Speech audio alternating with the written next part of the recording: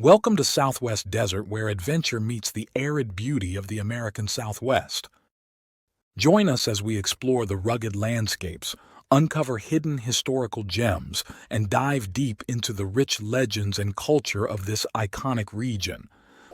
Subscribe now and hit the bell icon so you don't miss out on the latest desert adventures. Please leave a like or comment. This is very helpful. Let's journey together into the heart of the Southwest Desert.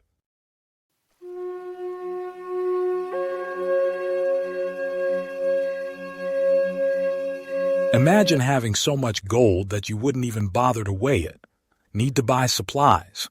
Just grab a handful of nuggets from the bucket under your kitchen table. Sounds like a fever dream, right? But in the sun-scorched valleys of the American Southwest, there was a time when gold was this plentiful. And somewhere out there, beneath the shifting sands or perhaps at the bottom of the mighty Colorado River, lies what might be California's and Arizona's earliest lost treasure, a fortune in gold that vanished in a single night of flames and bloodshed. Welcome to Southwest Desert, where we uncover forgotten tales of the American Southwest. Today's story has everything: Spanish missionaries, a Native American uprising, buried treasure, and a centuries-old curse.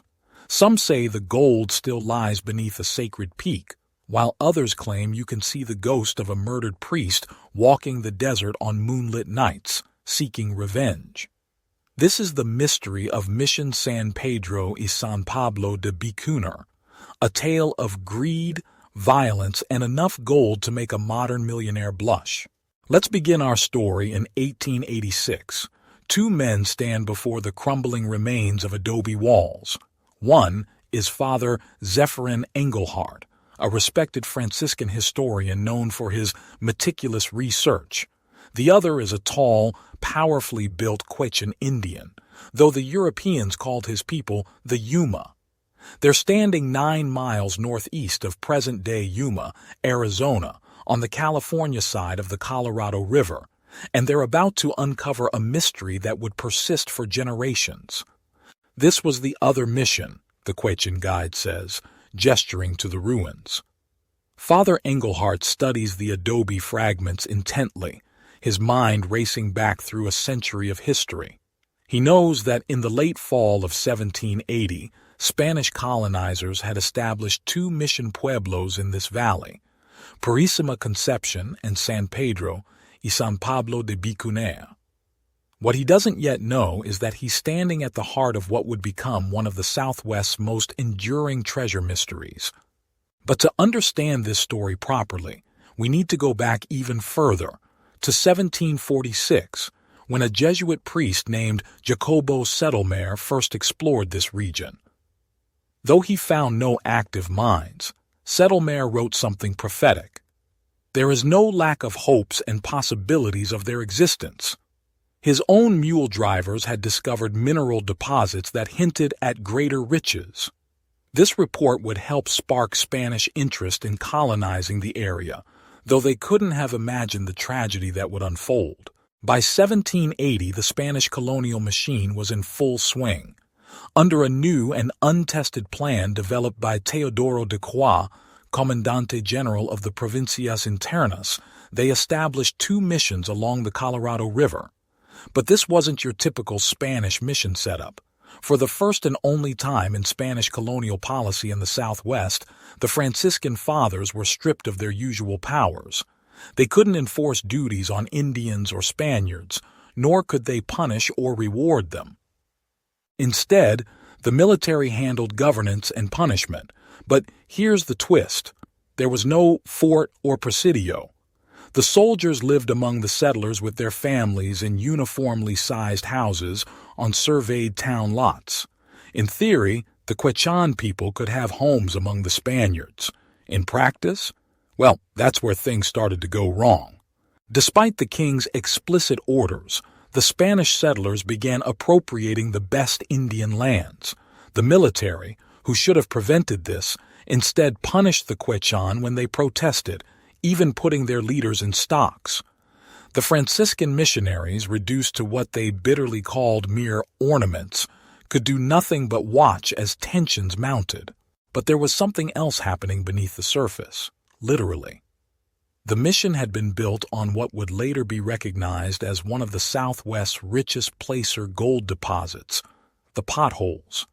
And just across the river, the even richer Laguna placers. Let me paint you a picture of just how rich these placers were. José Alvarado, whose grandfather worked a claim at Laguna in the 1850s, tells an almost unbelievable story. My mother told me that when she was a girl at Laguna, my grandfather had buckets just sitting under the kitchen table, regular water buckets, filled with nuggets and placer gold. When my grandfather bought a sack of flour, he never weighed the gold for it. Just reached in a bucket and got a handful of gold. A handful of gold for a sack of flour. There was that much gold at Laguna. But back to our story. On July 17, 1781, just 8 months after the mission's establishment, violence erupted. The Quechan people rose up against the Spanish colonizers. The mission was put to the torch, and in the ensuing chaos, 4 Franciscan missionaries were killed, including the famous Padre Francisco Garces. Captain Rivera y Moncada and most of the soldiers and settlers met the same fate, though the women and children were spared and later ransomed back to Sonora. Now, here's where our mystery deepens. When Father Engelhardt visited the ruins in 1886, his Quechan guide dropped a bombshell. The Mexicans came back here after it was burned and hunted for the gold, he said. When Engelhardt protested that the Franciscan missionaries had no gold, the guide simply shrugged and repeated, "This is where they came to hunt for the gold." The Quechan people have maintained their version of events through generations. Our ancestors worked the gold for the Padres. The gold became a curse to them, and they rose and killed the Spaniards and threw the gold away. But did they really throw it away? That's where our story takes another fascinating turn. The first documented treasure hunt took place in 1836, led by 2 Americans, Thomas Russell and Peter Weldon. Russell wasn't exactly your typical treasure hunter. Richard Henry Dana, in his famous 2 Years Before the Mast, described him as a desperate loafer who was short, red-haired, round-shouldered, vulgar-looking, and had lost one eye and squinted with the other. Their expedition failed, but, interestingly, the Mexican authorities were convinced enough about the treasure's existence to demand any findings for the national treasury. Over the decades, countless others would search the ruins. William G. Kaiser, who arrived at the Colorado River around 1898, tells of 3 Italian priests who came with an old map made in Paris, searching for one of the mission's corners. But by then, treasure hunters had already torn up the walls so thoroughly that the original corners couldn't be identified. But perhaps the most intriguing account comes from José Alvarado, who heard a story that had passed through just 3 generations, originating from a youth who survived the attack on the mission. According to this account, after the uprising, the Quechan took the gold across the river to a prominent peak. There, after a week-long gathering of tribes, they carefully buried it in a rawhide bag, trampling the earth so thoroughly that within weeks, no trace remained. The Quechan people's name for this peak is Viquilcist, and say it's one of their elder statesmen turned to stone. By the early 1900s, the mission site had become a focal point for treasure hunters. Shorty Mills, who worked the placers from 1916 to 1936, found what he believed were the mission's remains, a long, low ridge containing adobe bricks and 2 old fig trees. But nature had the final say. The Great Flood of 1916 washed away most of what remained, and the construction of the All-American Canal in the 1930s erased the last traces of Mission Bicunaire from the landscape. Today, the physical evidence of Mission San Pedro y San Pablo has vanished completely. The adobe walls have crumbled, the fig trees are gone, and the exact location of the mission itself is debated. But somewhere out there, whether beneath the sacred peak of Viquilcist, scattered in the Colorado's waters, or buried beneath the shifting sands, lies a treasure that represents not just gold, but a pivotal moment in American history. What makes this story more than just another lost treasure tale is the undeniable evidence that massive amounts of gold did exist in this region. The Spanish colonists who established the mission came from Sonora, a state renowned for its miners and prospectors. By 1839, Francisco Frejé would write that the sands of the Colorado River are one continuous golden placer. Even Lieutenant R.W.H. Hardy of the British Royal Navy noted in 1828 the persistent reports of gold dust mixed with sand in the region. So what really happened to the gold of Mission Biconaire? Was it scattered into the mighty Colorado, forever lost to its swirling waters? Does it lie buried beneath the watchful gaze of Viqualcist Peak? Or perhaps it still rests somewhere beneath the vanished foundations of the mission itself, waiting to be discovered by some fortunate soul who can unlock the secrets of this centuries-old mystery. What we do know is this. Somewhere in the sun-baked earth around Yuma lies what might be California's earliest lost treasure. The first, the best, the biggest nuggets picked up from those incredible Colorado River placers. It's a reminder of a time when gold was so plentiful that men measured it by the handful, and of a violent clash between two cultures that would forever change the course of history in the American Southwest.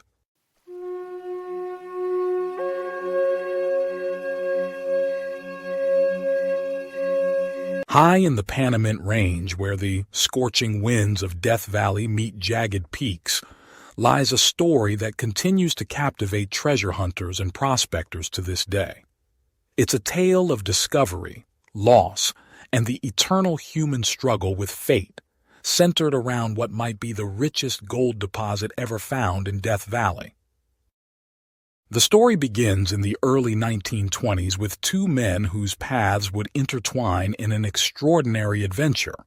Ernie Siberian Red Hoon was a veteran prospector who had searched for gold from Alaska to Siberia, his experience forged in some of the world's most challenging mining regions. His partner, Russ, was a successful Los Angeles businessman who ran a tree business and had the means to finance their ambitious venture.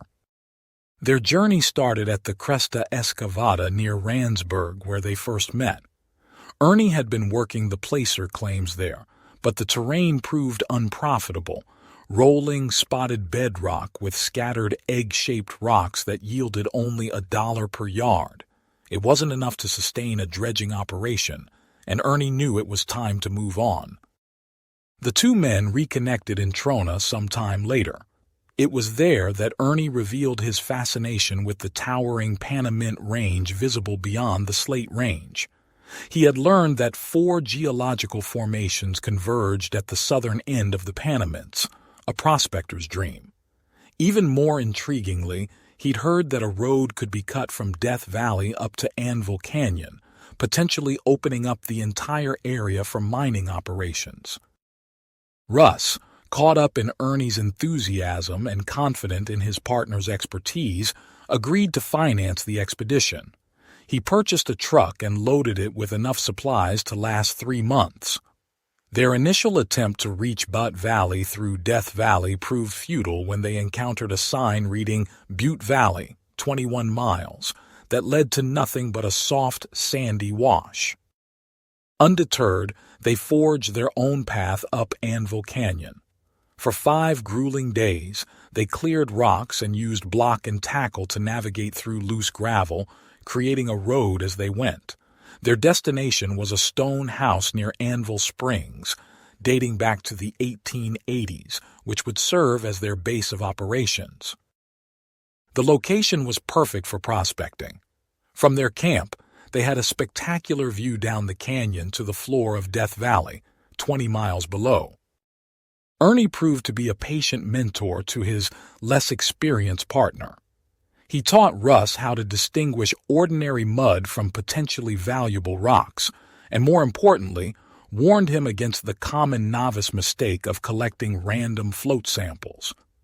Unless you intend to follow the float up and find out where it comes from, "Don't waste your time and mine," he would say. "You might have a piece that dropped out of a saddlebag or a pack mule. Be sure your sample comes off a vein of ore in place and a vein wide enough to investigate." Their methodical exploration of the area was interrupted by two significant visitors. First came a Shoshone Indian leading pack burros, offering his services for future transportation needs.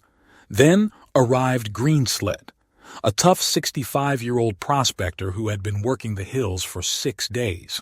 He shared a piece of ore from an abandoned mine near Manly Peak that would change everything. When panned out, Greenslit's sample showed values of about $200 per ton, enough to pique their interest in the high ridge near Manly Peak. The next day, they spotted what appeared to be an old dump through their field glasses, a gray patch on the mountainside that matched Greenslit's description. Their subsequent exploration of the area led to a crucial discovery, though its significance wouldn't be known for weeks. While searching separate sections of the mountainside, Ernie found a cement-gray stone from a 3-foot-wide vein. Despite his decades of experience, or perhaps because of it, he didn't mark the location, confident in his ability to relocate it later. This decision would prove catastrophic. 3 weeks passed before they finally panned the gray stone, weeks that saw both heavy rain and lighter showers. When they finally processed the sample, the results were beyond their wildest expectations.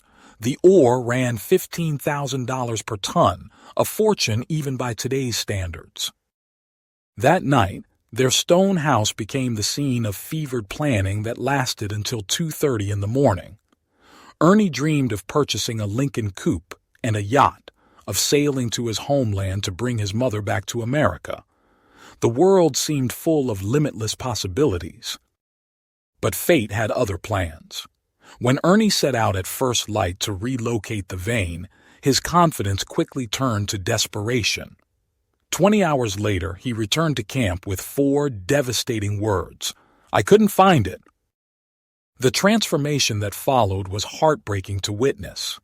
The once confident prospector who had sneered at the need for marking claims with colored rags became a man possessed, rushing frantically from boulder to boulder, cursing the mountain that had shown him a fortune only to snatch it away. For 3 months he searched relentlessly, but the mountain kept its secret. The most likely explanation for the vein's disappearance lies in the weather. The rains that fell during those 3 crucial weeks probably caused a boulder to roll down the mountain, pushing soft, decomposed granite over the vein.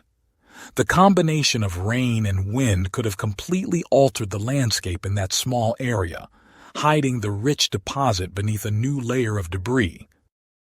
The aftermath of this loss profoundly affected both men, particularly Ernie. He never returned to gold prospecting, instead turning his attention to mining talc, baby powder, as he called it. Though he eventually died financially comfortable from his talc mining operations, the question of the lost gold haunted him until the end. During chance meetings in Shoshone in later years, he would invariably return to the subject, asking if anything had been overlooked, if any new searches had been conducted. Today, the vein remains hidden somewhere on the southwestern slope of Manly Peak facing Redland Canyon. The ground is still open for location, waiting for the next prospector who might stumble upon this legendary deposit. Some believe that the same forces of nature that concealed the vein might one day reveal it again, offering another chance at this extraordinary treasure. But perhaps the real value of this story lies not in the gold itself, but in the lesson it teaches about the fine line between confidence and carelessness. As Russ noted years later when people asked him how one loses a mine, his answer was simple yet profound. How do you lose anything? Through carelessness. The stone house still stands in Butte Valley, a silent witness to this tale of fortune and folly. And somewhere above it, in the rugged slopes of the Panamint Range, lies a vein of gold worth millions, waiting for the next prospector who might stumble upon it, hopefully one who won't forget to mark the spot.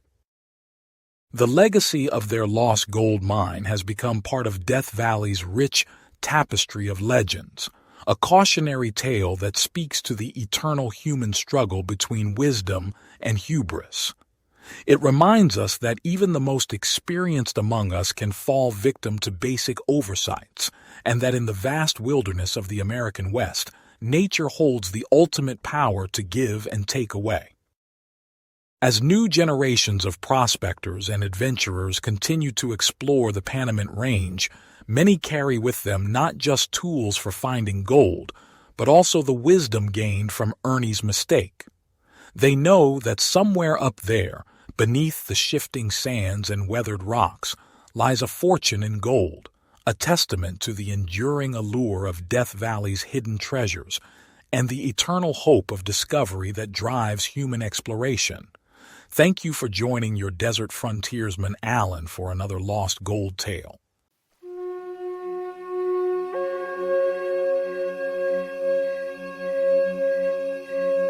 A man stumbles through the scorching California desert, his lungs burning with each breath. He knows he's dying, but in his pocket is a secret worth dying for, a crude map and a sample of gold that would be worth over $4,000 in today's money, panned from a single sack of red earth. The year is 1876, and he's just made one of the richest surface gold discoveries in the Colorado desert's history. The catch? Only one other person would ever know the location, and both men would vanish into the desert winds, taking their secrets with them. Welcome to Southwest Desert, where today we're diving into one of the Southwest's most tantalizing lost treasure stories. This isn't your typical tall tale born in a saloon or conjured up around a campfire. This is the story of Slim's lost gold, a mystery anchored in real places, verified by reliable witnesses, and backed by physical evidence that has left seasoned prospectors convinced of its truth. The story begins at Mesquite Diggings, one of the last great gold placer discoveries in the Colorado desert. Nestled at the southern edge of the Chocolate Mountains, just northeast of the Southern Pacific Railroad station of Glamis, these diggings were producing the kind of returns that made men's eyes gleam with fever. The year was 1876, and a prospector named Felisario Parra had just struck it rich, unleashing a mini-gold rush that would draw fortune seekers from across the West. Among these prospectors was Tom Clark, but Clark was no ordinary desert rat. He was an educated man, someone who would later help pioneer the Palo Verde Valley and dig its first irrigation canal. In the diggings, Clark was pulling in $80 to $90 in gold each day, equivalent to several $1,000s in modern money. But more important than his success was his reputation. Every person who knew Tom Clark said the same thing. His word was as good as gold itself. It was during this boom time that fate dropped a stranger onto the platform at Glamis Station. History never recorded his real name. He became known simply as Slim, and he arrived with nothing but the clothes on his back and a death sentence in his lungs. Slim was what they called a lunger back then, a tuberculosis patient sent west by doctors who had run out of options. The prescription was simple: desert heat, dry air, and prayer. But Slim wasn't ready to lie down and die. Making his way to Mesquite Diggings, he caught gold fever. That's where he met Tom Clark, and this is where our story takes its first dramatic turn. Clark, flush with his own success and known for his generous heart, did something remarkable. He pulled out two $20 gold pieces, a small fortune in those days, and handed them to this stranger. "These," Clark told him, "will buy you a prospecting outfit and grub to last you quite a while. There are sure to be undiscovered placers left in this big desert, maybe farther up along the Chocolates. Sunshine and air and the right amount of work will help you. Go out and see what you can find." With this grub stake, Slim began an epic journey that would become desert legend. He followed the magnificent Chocolate Mountains northwest, making a series of stops that we can still trace today. First was Hyden Well, then Salvation Spring, names that hint at the desert's merciless nature. Eventually, he made it to Chuckawalla Well at the base of the Little Chuckawallas, where his burros found the water so sweet they refused to leave. The journey wasn't easy. At one point, his burros escaped back to Chuckawalla Well, forcing Slim to chase them down, an exertion that would prove fateful. But it was at Tabaseka Tank, near the western tip of the Chocolates, where destiny and tragedy began their final dance. Weakened by his chase after the burros and feeling his illness gaining ground, Slim made a desperate decision. He would try to reach Dos Palmas Oasis, less than 20 miles away and closer to civilization. He chose an old Indian trail that he hoped would provide the most direct route. But here's where the story takes its most extraordinary turn. Somewhere along that trail, while crossing an elevation, Slim sat down to rest. Looking around, he noticed something about the earth. It had a distinctive red color.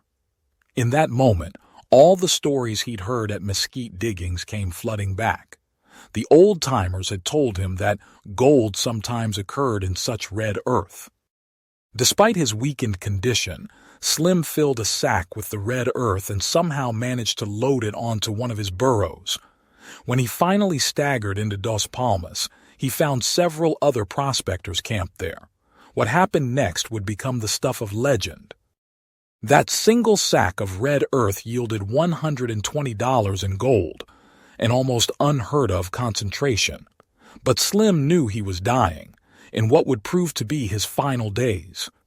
He drew a crude map of his discovery's location and sent it to Tom Clark along with $40 worth of the gold, repayment for the grub stake he'd been given. When Clark learned of Slim's condition, he immediately set out for Dos Palmas. But he arrived too late. Slim had already passed away and been buried. Among his possessions was another $80 in desert-burned gold from that same red earth, physical proof of his incredible discovery. But the story doesn't end there. It takes an even darker turn. Years later, after Clark had settled in the Palo Verde Valley, his home was broken into and searched 3 separate times. Clark believed the burglars were hunting for Slim's map, leading him to conclude that the dying man must have told other prospectors at Dos Palmas about sending it to him. For decades, Clark kept the secret. He finally shared it in the winter of 1938 with Ed Rochester and Earl Kerr at the old camp of Picasso. Even then, he would only discuss it when they were completely alone, taking nearly 2 weeks of interrupted sessions to tell the complete tale. Then came the final mystery. In 1941, Clark was 84 years old. One warm summer day, he left his home at Quayansebe Point on the Colorado River, boarded a bus in Blythe bound for Los Angeles to visit relatives and friends, and vanished completely. With him disappeared the crude map, the only physical clue to this rich gold deposit somewhere near the old Bradshaw Trail. What makes this story different from other lost mine tales is its precise geography. The gold must lie somewhere between Tabaseka Tank and Dos Palmas Oasis, along an old Indian trail that crosses an elevation with distinctively red earth. All the locations mentioned, Dos Palmas, Tabaseka Tank, Canyon Springs, Coyote Holes, and Chuckawalla Well, were watering places along the historic Bradshaw Trail, mostly near Salt Creek Wash. The Bradshaw Trail itself is a piece of living history, opened in 1862 during the La Paz, Arizona gold rush. While much of it can still be followed today by 4-wheel drive vehicles, searching for Slim's gold has become complicated by modern restrictions. Much of the area now lies within military gunnery ranges, making systematic exploration challenging at best. But the evidence for this lost bonanza is compelling. Those who knew Tom Clark were unanimous about his character. Al Combs, One of Clark's neighbors at Queen Sabe Point put it most emphatically. If old Tom Clark told me anything, I would just lift up one hand and swear it was true. His wife Arlena agreed, simply stating, he was a truthful old man. Yet the gold remains hidden, protected by the harsh desert environment and modern military restrictions. The area north of the Bradshaw Trail where the gold could be located is relatively narrow, but it's a maze of hills, ridges, canyons, mesas, and washes. Each fold in the earth could hide Slim's discovery. Perhaps that's fitting. The desert has always kept its secrets close, revealing them only to those who respect its harsh rules and unforgiving nature. Somewhere out there, between ancient waterholes and crossing forgotten Indian trails, lies a patch of red earth that once yielded $120 in gold from a single sack. The map may be lost, but the gold remains, waiting for someone to rediscover Slim's final gift to the desert. And who knows? Maybe someday, someone will be walking an old Indian trail between Tabaseca Tank and Dos Palmas, rest on a rise just as Slim did, and notice the distinctive red color of the earth beneath their feet.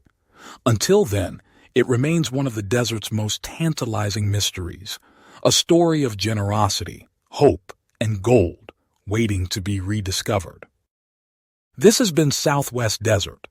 Join us next time for another tale of the American Southwest hidden history. Thank you for joining your desert frontiersman Alan for another lost gold story.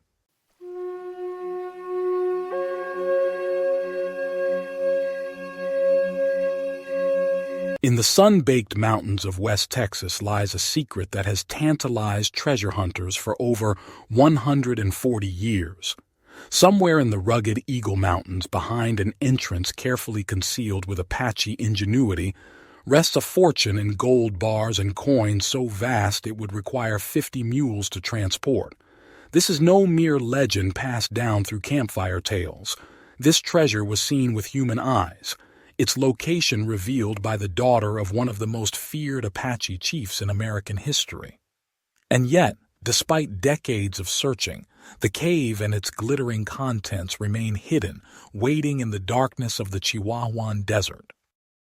This is the story of Joe Peacock, a 19-year-old stagecoach guard whose capture by Apache warriors in 1859 would lead him to one of the Southwest's greatest hidden treasures, and the story of how that treasure slipped through his fingers, claiming lives and breaking spirits in its wake. The year was 1859, and the Trans-Pecos region of West Texas was a dangerous frontier where stagecoaches carried valuable cargo across vast stretches of hostile territory. These weren't just mail coaches. They transported payrolls and gold, making them tempting targets for both outlaws and indigenous raiders. To support these crucial transportation lifelines, an extensive network of stations dotted the landscape across the Trans-Pecos region. One such stop was Eagle Springs Station, strategically positioned in the northern foothills of the Eagle Mountains.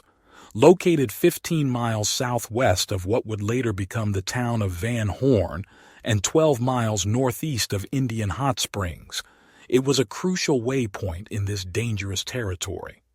The station's position made it both vital and vulnerable, a fact that would soon be proven in blood. On this particular day, the station had just welcomed a coach driven by none other than Bigfoot Wallace, a man whose name would become legendary in Texas history. Wallace, who would later become one of the most renowned Texas Rangers, was already known for his skill and courage on the frontier. Among those aboard was Joe Peacock, a young guard who, despite his tender age of 19, had already proven himself a hardened frontier veteran. Peacock's youth belied his experience. He had already survived multiple skirmishes with both outlaws and Indians, and despite his young age, he had been forced to kill several men in the line of duty. But neither his combat experience nor Wallace's legendary status would prove enough against what was about to emerge from the mountains. Minutes after the stage's arrival, Chief Victorio himself led a force of 20 Mescalero Apache warriors in a lightning raid on the station. Victorio was no ordinary adversary. He was the feared leader of the Mescalero Apaches, known throughout the territory for his tactical brilliance and his intense hatred for white men. The attack was swift and brutal. 2 passengers and a station operator fell to Apache arrows, and in the chaos, young Peacock took an arrow to the leg. Before he could recover, he found himself thrown across a horse's back, a prisoner of one of the most feared Apache leaders in the Southwest. What followed was a grueling journey. The Apache band traveled continuously, day and night without stopping, pushing their horses and captive to the limits of endurance. Their destination was the Tres Castillos Mountains in northern Chihuahua, approximately 20 miles from the Rio Grande. This wasn't a random choice of location. It was a strategic stronghold, carefully selected to be beyond the reach of both Texas Rangers and United States cavalry. Here, in this remote sanctuary, Peacock's remarkable captivity would begin. In an unexpected turn of events, Peacock's wound was treated by a young Apache woman named Juanita, believed to be Victorio's daughter. Her care probably saved his leg, as she determined the wound was not serious and treated it with traditional Apache medicine.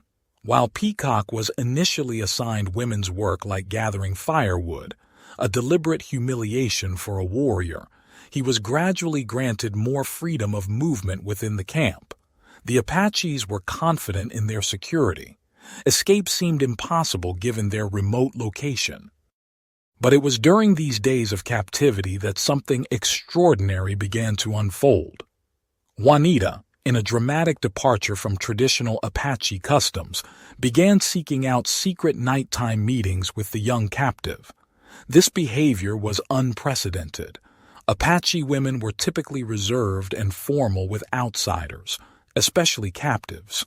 Yet Juanita was bold in her pursuit of a relationship with Peacock, even making direct marriage proposals. Peacock found himself in an incredibly delicate situation. Directly refusing the daughter of a chief known for his hatred of whites could mean death, but accepting would mean abandoning his former life forever. He carefully walked this dangerous line, avoiding direct refusal by expressing concern for his mother back home, all while privately fearing the consequences if his careful diplomacy should fail. It was during these clandestine meetings that Peacock began to learn the true extent of the Apache's wealth. He witnessed the regular transport of smelted gold bars, which the tribe traded in Mexico for weapons and ammunition, particularly rifles, which were crucial for their ongoing raids. He observed tribal artisans creating elaborate golden jewelry, including intricate armlets that reflected the desert sun. But these glimpses of gold were merely a prelude to the greater secret Juanita would eventually reveal. Through their conversation, she told him about a cave that held wealth beyond imagination. Hidden in the Eagle Mountains near the very spot where he'd been captured, lay a natural vault accessible from an old Indian trail that ran between Eagle Springs and Indian Hot Springs. Inside this cave, dozens of gold bars were stacked in a careful crisscross pattern against the back wall, accompanied by multiple buckskin sacks filled with gold coins and nuggets. The sheer volume of treasure was staggering. Juanita estimated it would require 50 mules to transport it all. The cave's existence had recently been highlighted by a deadly encounter between Victorio's men and soldiers along the old Indian Trail. During a routine gold retrieval operation, 2 soldiers had been killed and 1 Indian wounded in a fierce firefight. This close call had prompted Victorio to order additional security measures. The cave's entrance was concealed with large rocks and debris, carefully matched to the surrounding mountainside with the meticulous attention to detail for which the Apache were famous. Peacock's chance for escape came when Victorio departed on a major raid into Chihuahua, leaving the camp guarded only by women and children. In a dramatic turn of events, Juanita herself decided to aid his escape. She provided him with a horse, a supply of jerked meat, and water stored in a traditional deer gut container. Under cover of darkness, Peacock began a grueling journey across the desert, finally reaching Eagle Springs after several days of hard travel. What followed was a tale of frustration that would span decades. Peacock's initial search for the cave proved maddening. Multiple locations matched Juanita's description, and the Apache's expertise in concealment made the task nearly impossible.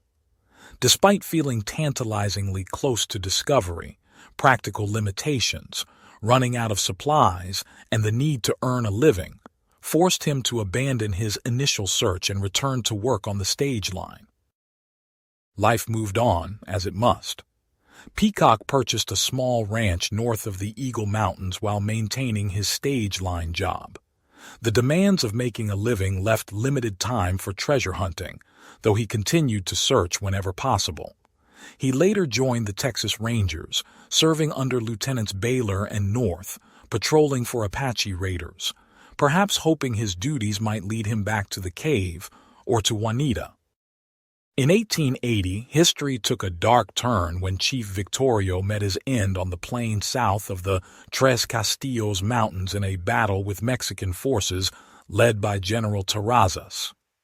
The circumstances of his death remained disputed. Mexican forces claimed a marksman's bullet had found its mark, while Apache tradition held that the proud chief had taken his own life rather than face capture.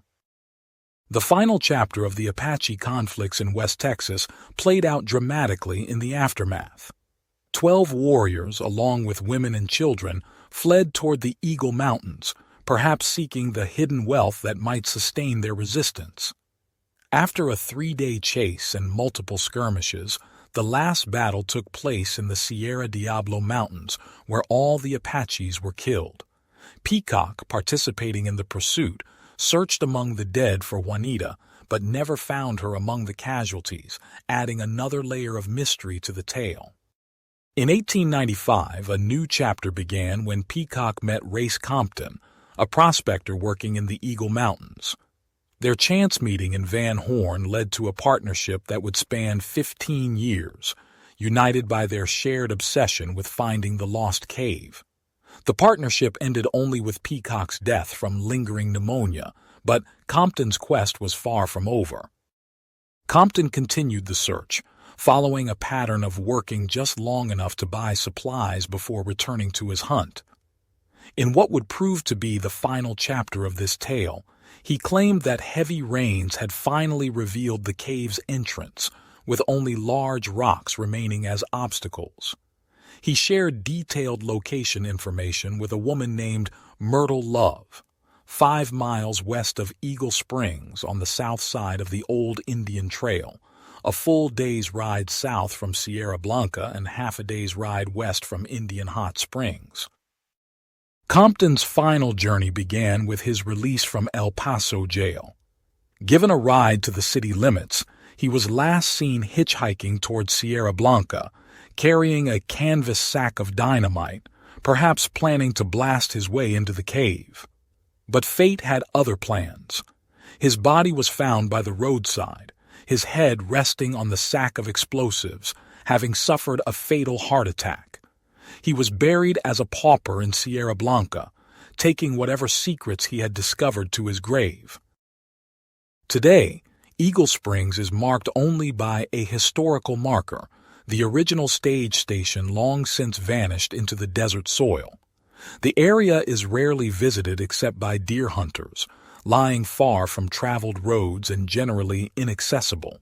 But local belief holds that the treasure remains, still hidden in its cave in the Eagle Mountains, waiting for someone to unravel the clues left behind by a young captive and an Apache chief's daughter. Some say the treasure is still there, hidden beneath decades of shifting sand and stone, protected by the same Apache ingenuity that kept it safe for so long. Others believe it's merely another desert myth, born of heat mirages and desperate dreams.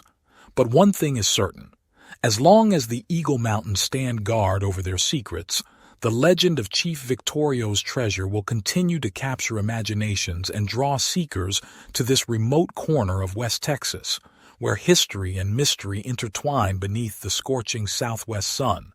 Thank you for joining your desert frontiersman Alan for another Southwest Lost Gold tale. Check out my large catalog of Southwest videos and playlists on historical tales, legends, lost gold tales, and adult bedtime stories. Happy trails!